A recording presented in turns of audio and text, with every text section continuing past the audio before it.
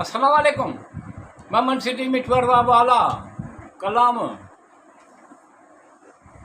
वाह कंहिं ख़ूब चयो आहे, लफ़्ज़नि में बि तहज़ीब हूंदी आहे, इज़हार में बि एहतराम हूंदो आहे। वाह कंहिं ख़ूब चयो आहे, लफ़्ज़नि में बि तहज़ीब हूंदी आहे, इज़हार में बि एहतराम हूंदो आहे। जिते लफ़्ज़ ॻाल्हाईंदा आहिनि महसूसु थींदा आहिनि, जिते लफ़्ज़ ॻाल्हाईंदा आहिनि महसूसु थींदा आहिनि।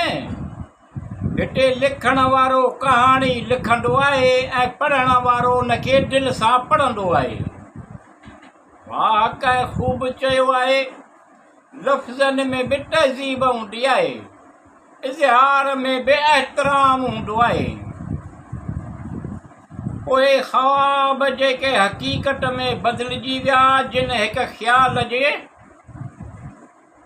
उहे ख़्वाब जेके हक़ीक़त में बदिलजी विया, जिन हिकु ख़्याल जे मोहबतुनि जी दुनिया में बदिले ॾिनूं ऐं हर दिलि खे हौसलो जो हर लफ़्ज़ खे वक़ार ॾींदी आहे। वाह कंहिं ख़ूब चयो आहे, लफ़्ज़नि में बि तहज़ीब हूंदी आहे, इज़हार में बि एहतराम हूंदो आहे। निहायत ख़ूबसूरत ऐं दिलकश शफ़ा ऐं मिठास सां भरियल माखी,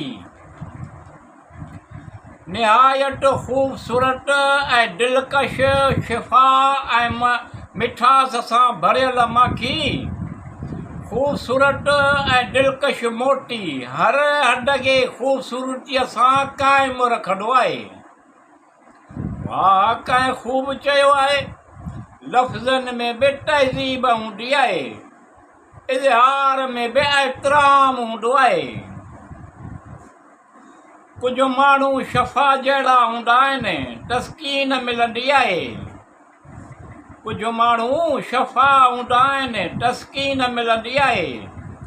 लफ़्ज़ चवंदा आहिनि त जहिड़ो मरहम लॻंदो आहे। वाह कंहिं ख़ूब चयो आहे, लफ़्ज़नि में बि तहज़ीब हूंदी आहे, इज़हार में बि एहतराम हूंदो आहे।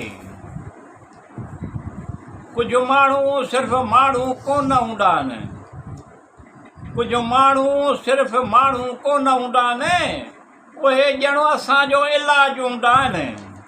ईअं आहे।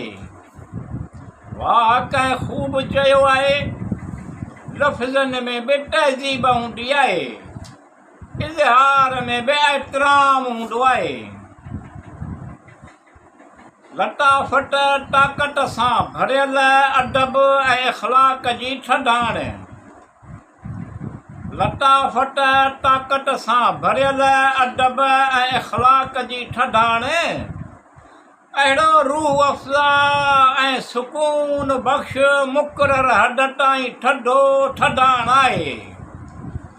वाह कंहिं ख़ूब चयो आहे, लफ़्ज़नि में बि तहज़ीब हूंदी आहे, इज़हार में बि एहतराम हूंदो आहे।